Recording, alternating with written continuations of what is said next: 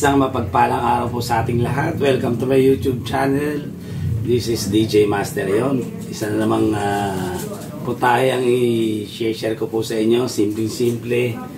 Mura lang to. Hindi kayo gagas na malaki pero masarap siya. Walang iba kundi ang crispy fried chicken feet ang gawin natin. Okay. Let's go. Pakita natin mga ingredients. Siyempre ito. Actually, chicken feet lang yan, pero may mga nahalong leeg eh. Pero ito yung natin, nilaga natin yan kanina, mga 30 minutes siguro. Nilagyan natin ng sibuyas, paminta, asin, pampalasa. Tsaka mayroon nilagyan ko ng onion spring. Yan. Okay, tapos ang gagawin natin, gagawa tayo ng butter na tinatawag. So, paano ba ginagawa yung butter? Okay, so kailangan natin ng flour. Tansya lang natin mga ka-DJ. Ang mahirap pag hindi ko kayo matansya, ha? Yan. Flour, harina. Tapos kailangan natin ng cornstarch. Yung cornstarch. Okay. Siguro halos yung equal na lang yung kanilang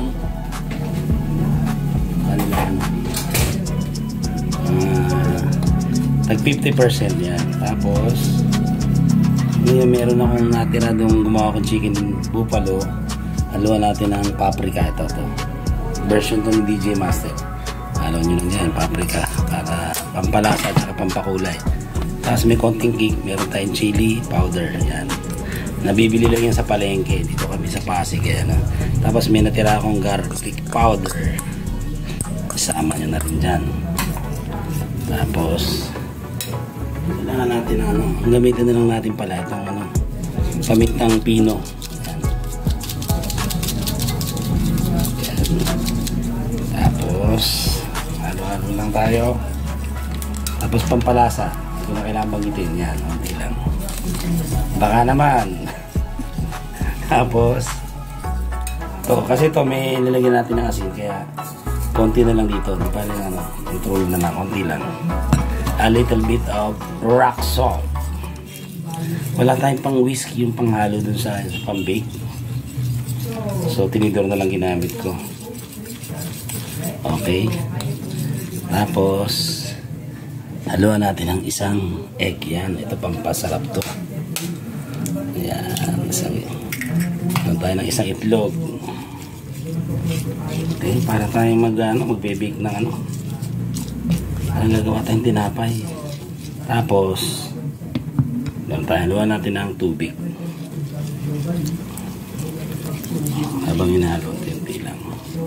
Mamaya may babanggitan na yung sikreto para mas maging crispy.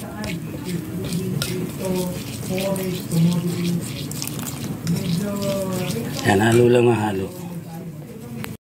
Okay mga ka-DJ, ito mangyayari. Ito yung ating butter na tinatawag. Yan, medyo malapot. So okay na to. So ang gagawin natin, pero gagawa pa tayo dito sa another plate. Lagyan ulit natin ng flour. Dito muna natin i-dip yung flour ba to? Sorry, cornstarch po pala to mga ka-DJ. Tapos ito yung flour natin. Tapos dahil lang wala. So imimix lang natin yan. Lagyan natin ng konting paminta yan. Little bit of rock salt yan, mga 23 pieces. So dito muna natin para kumapit yung butter natin. So ganun lang kasimple, meron ka ng crispy fried chicken feet Chinese style. Okay, so ganun lang mga ka-DJ, papakita ko sa inyo. Ganyan lang po. So nagugas na ako ng kamay, malinis ang kamay. Yan, gaganyan nyo lang dyan. Yan, pag na-dip dyan, tapos yan lang, yan muna natin yan. So nakahilera lang dyan hanggat ma-coat natin lahat ng piprito natin. Bago natin i-dip dito sa ating batter, tsaka natin piprituhin. Okay? Okay na. Okay mga ka-DJ, yan, nagpainit tayo ng mantika sa kawali. Ang isang technique dyan, kung wala kayong yung temper stick, yung pangsukat ng temperature, itong palito ng posporo. Yan, pag dinip mong ganyan, at yon, nakita nyo nagbubbles, so okay na siya. Mainit na siya, yan, okay na. Kaya piprito na natin.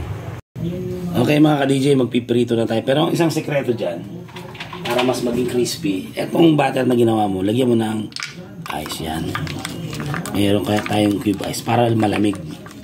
Natutunan ko yan sa isang Japanese chef po. Yan. So ngayon, pagkatapos po dyan, i-dip na natin dyan yung ito, yung niroll natin sa flour tsaka sa may cornstarch. Yan. Ilagay na natin dyan. Yan. I-coat mo dyan mabuti. Tapos yan. Tapos dito. Tsaka ano. Yun. Yan. I-prito natin yan. Ulit-ulit tayo. Isa pa. So ito. Kukut lang natin dito. Yan. Dapat makut lahat. Tapos ayan. Okay mga ka-DJ, medyo natatakot ng ating videographer syempre. Ingat lang po, baka matalas yan, baka malutong yung isa pa. Gawa pa tayo isa. So mga ka-DJ, tapos yan po. Okay, yan. Mamaya balikan ko kayo mga ka-DJ. Pagluto na. Okay mga ka-DJ, yun, tapos na yung ating crispy fried chicken feet. Titikman na natin. Siyempre, hahatulan natin. Ito, pakita mo. Pili tayo. Parang wala akong ano. Ito type ko. Ano, yan.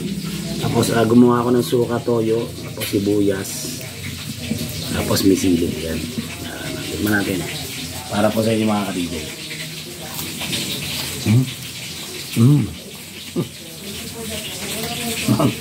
Nalambot sa loob. Tapos, crispy sa labas. Tama.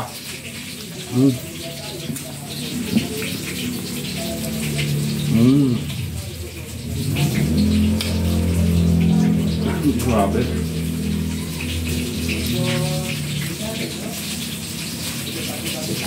Okay mga ka-DJ, isa pa. Hindi ako makapagpigil ang ano. Ang lambot. Tapos crispy sa labas. Grabe. Subukan nyo natin, hindi kayo magsisisi. Naku, napakasarap na itong crispy fried chicken feet ni DJ Master. Napakasimple lang. Kung magkano lang naman itong... Paano, Mami, magkano to? Bilhin natin. Kalahating kilo ba to? So, ang isang kilo parang 120, no? Ganon? 70 yata yun. Mga 70, ganon. Okay, kaya subukan nyo, hindi kayo magsisisi. Yun. Sana po nagustuhan nyo naman itong binahagi kung crispy fried chicken feet. Sigurado, sulit to. Solid, di ka magsisisi. Ayun, gusto ko palang batiin yung mga sumusuporta sa atin from, meron tayong from Hook, Charles, Becquerel, Hertz, Boyle, at saka ano yung isa nakalimutan natin, may nakalimutan ako. Ayun, basta lahat kayo, saka yung dating mga Birchow, Hygens, at saka Chadwick, Hailey, at dating mga estudyante ko sa Repsi, dating ko mga kasamaan sila Sir Changson dyan, hello. Shoutout sa inyo. Tapos mga kaibigan sa Marikit, si pareha sila Johnny.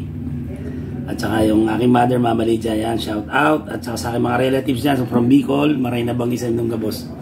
Siyempre sa aking dalawang anak na si Lovely Daphne Azucena at Christian J. Azucena, aka The Estudyante Trainer, aka Madam Azucena.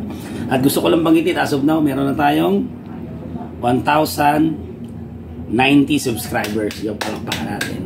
At may mga viewers na rin tayo from United States. Meron tayo sa Australia, Saudi Arabia, Japan. Meron tayo sa United Kingdom, India. Ako, parami na pa rin ako. Kaya baka pwedeng maglambing uli. Mag-subscribe na kayo sa akin channel at pakiclick na rin notification bell para maging updated kayo sa mga videos na gagawin po. Ayun, hanggang sa muli. Ito po si DJ Masa, nagsasabing laban lang. God bless you. Bye.